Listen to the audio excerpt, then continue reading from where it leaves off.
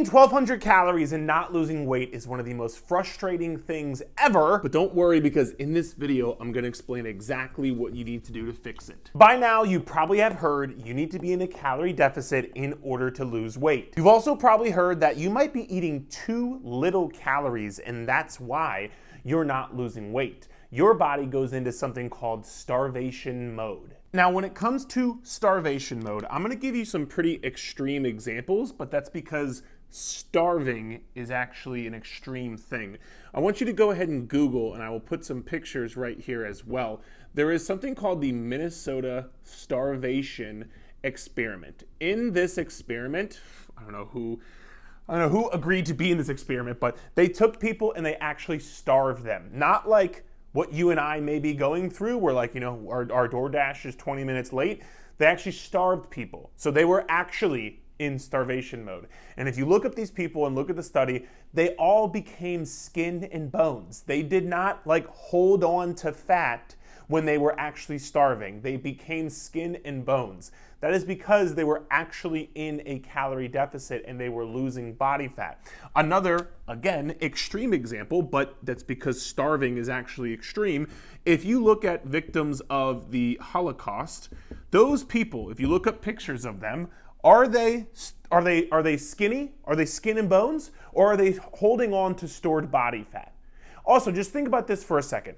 If you were actually, let's say you didn't eat for 7 days. God, I hope that does not happen, but let's just say you had no food for 7 days. Do you think you would gain weight or you would lose weight? You would lose weight. Why? Because starvation mode, eating too little calories and not losing weight, is not a real thing. And I know you're probably thinking, well, Eric, I swear I'm eating in a calorie deficit, but I'm not losing weight.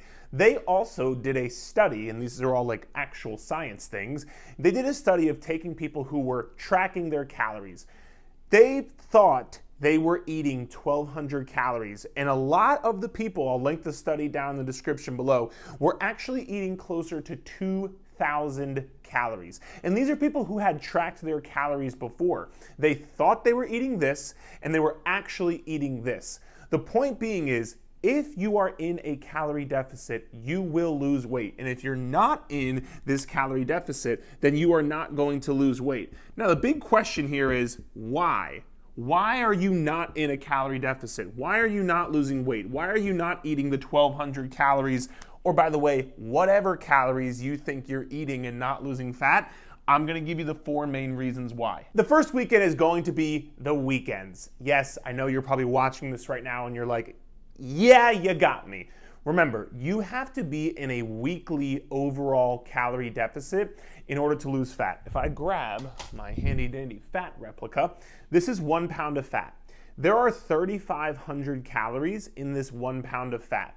So that means by the end of the week, because you can't be in a 3,500 calorie deficit in 1 day, by the end of the week, you need to be in a 3,500 calorie deficit if you would like to lose 1 pound of body fat. That means you need to be 3,500 calories below your weekly maintenance calories in order for you to lose fat. If you are eating, let's say you actually are eating 1,200 calories Monday through Thursday. If you are then eating 3,000 calories Friday, Saturday, Sunday, then your weekly calorie average is gonna be somewhere around 2,000 calories. That's why you're not losing weight. And quite frankly, it makes sense because when you go this low in calories, let's say 1,200, what happens is your hunger hormones, your hunger cues get very out of whack because you're trying to go in such an aggressive calorie deficit. You get massive amounts of cravings, you get much more hunger, you have way less energy, way less willpower, and it ends up making you overeat, binge eat on the weekend. So if this is happening to you, it's actually it's a normal cycle. I know you don't want it to happen, but it's a quite normal cycle because if you over restrict too much during the week, you are going to end up overeating on the weekends. Whereas opposed to if, let's say, for example, instead of trying to eat 1,200 calories, maybe you ate 1,500 or 1,600 calories all 7 days of the week.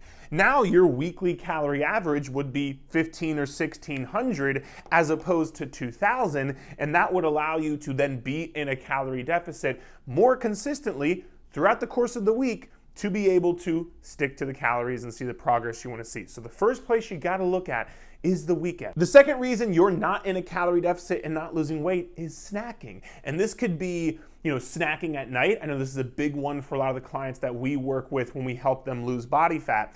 A lot of people have an issue snacking and overeating at night. Why is this though? This is because you're not eating enough food during the day. It's the similar concept to like if you're trying to over-restrict earlier in the week, you're gonna binge later in the week. If you're somebody who consistently overeats at night, it's usually because you're not eating enough food during the day. Not enough protein, not enough calories, and not enough fiber. Those are the three things I would look at to eat more of during the day, because when you're overeating at night and you're causing yourself to go over your calories for that day, most people think they're like, oh, I don't eat all day, I'm good.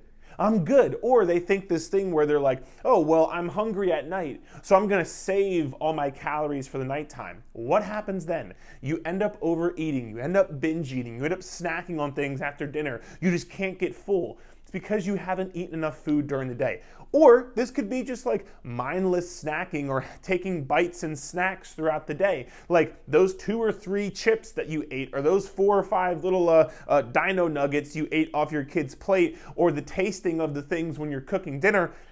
All that stuff is calories. And it might only be 30 calories here, 60 calories there, 40 calories there, but if you do that 4, 5, 6, 7, 8 times throughout the day, that adds up to 200, 300, 500, 600 calories. And so snacking is one of those big reasons, not that you can't snack in between meals, but it's got to be accounted for. You have to be mindful of it, and you have to work it into your overall calorie count for the day. And the third one of the most, if not the most common, you're not tracking your calories correctly. Just downloading MyFitnessPal, looking at your food and being like, oh, that looks like 4 ounces. You're guessing. You're guessing what it looks like, which means you're guessing the calories, which means you're guessing the results. That's why you're getting guessing results. You're not getting the results that you want to get. You cannot guesstimate how many calories you are eating. Let me take that back. You can, but if you're not seeing the progress, you can't. So enter Food Scale. Food Scale has entered chat. You need to get a food scale and weigh your food in grams. Let me say that again. In grams, not cups, not tablespoons, not ounces. And you're like, Eric, why? I have a video on this channel, on this YouTube channel, I have a video of how to count your calories.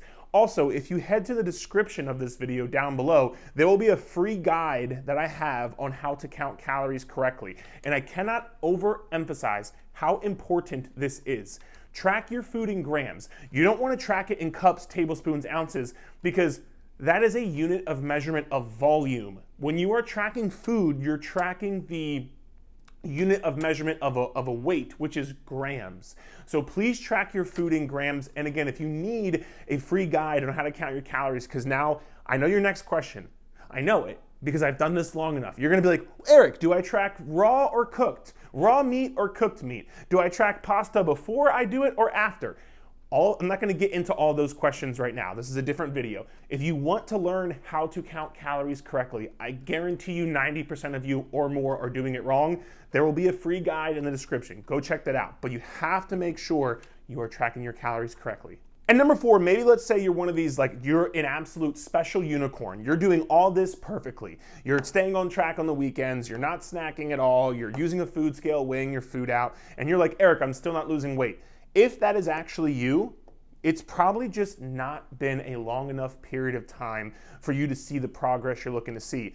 And I mean, like, you need to be doing all of this, eating in a calorie deficit, being consistent. You need to be at least 80 to 90% consistent. That means if there are 31 days in a month, you need to be hitting your calorie number at least 28 of those days. So if your calorie number is 1,700 calories, you need to be eating that number and not going over that at least 28 days. So if it hasn't been 31 days, which is what I would recommend to you, it needs to be at least a month. So if it's been a week, it's just not been a long enough period of time for you to see the progress you're looking to see. And that brings a whole different conversation of like, what is good progress? Generally speaking, you will lose anywhere from 0.5 to 2 pounds per week in a healthy, sustainable fat loss phase. If you're doing that at all, and this, but again, on average, 1 week you might lose 3 pounds, the next week you might lose a half a pound. In 2 weeks, you still lost 3.5 pounds, which would be well within this range right here. So if you're making that kind of progress, you're doing great, but make sure you give it at least a month's time. I know you don't want to hear that, but that's the true answer. And for some of you out there, you're probably gonna ask me specific things like, well, Eric, what about ladies that are in perimenopause, going through menopause, post-menopause? What do you know about that, Eric? You're just a 28-year-old jackass who has a stupid beard on the internet. Well, I don't know. I've coached a couple of ladies who have been through menopause, and here's some of the progress that they've seen. But you might be like, well, Eric, what about people with PCOS? Again, I don't know. I've coached a couple of people who have PCOS and who are still seeing great progress. Well, Eric, what about hypothyroidism? I don't know. I've coached a couple of people who have had hypothyroidism and still seeing great progress. I'm not debating the fact that these things might make it harder, because they do make it more challenging and more difficult. But again, and I need you to understand this because it is very important, you need to understand you can do this. You need to understand these things are not going to hold you back or keep you down. As long as you are actually in a calorie deficit, you are going to lose the body fat you are looking to use. We are humans. We run off something called thermodynamics. This is energy in, energy out. As long as you have that, you are going to see the progress that you want to see. I promise. I hope this video helped, and if you want some extra help with your journey losing fat, click the link in the description of this video down below, or just head to erfclubhouse.com to check out my online coaching program.